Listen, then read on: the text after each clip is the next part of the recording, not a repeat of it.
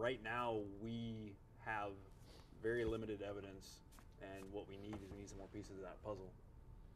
Why don't you tell us what you do know? What you know so far, What yes. you do know. Well, officers were called on January 3rd over to about 34th and Maple to check on a down party with OFD. When checking this gentleman with OFD medics, they discovered that he had been shot. He was transported to Creighton Hospital, Chi Hospital, or CHI Hospital, and was pronounced dead once he arrived at the hospital. What do you know about the victim?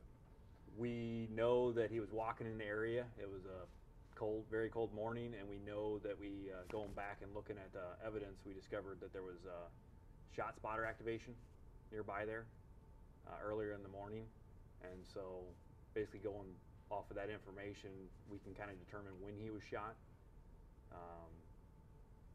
And then he was just located earlier that morning. As far as the victim goes, he had been with family earlier in the night and was walking. We don't know where he was walking to, but he ended up at that location. So you know the time that shot spotter triggered, and you know the time you found him. What was the time that shot spotter thinks there was a gunshot in that area, and then when was he found? As far as shot spotter activation was around 3:19 in the morning. The victim was found? The victim was found at 10:11.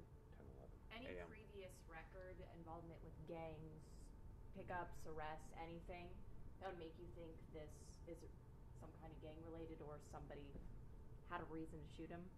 We have no motive on this, and we have nothing based on any recent record that would give us a motivation on this case. And you're hoping, obviously, that maybe $25,000 will, through Crime Stoppers, will maybe do the trick here?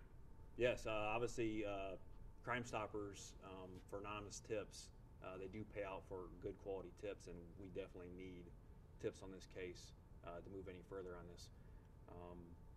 I also want to reiterate that when people hear stuff, just based on shot spotter, we get some evidence, some technology from that evidence, but people in the area probably also saw or heard something and did not call when those shots were fired. And just because you look out and see police officers driving by after hearing shots or hearing some noise or activity, we still would like you to call so that we can get that information, because you can't assume that officers are going to know what you know at that time.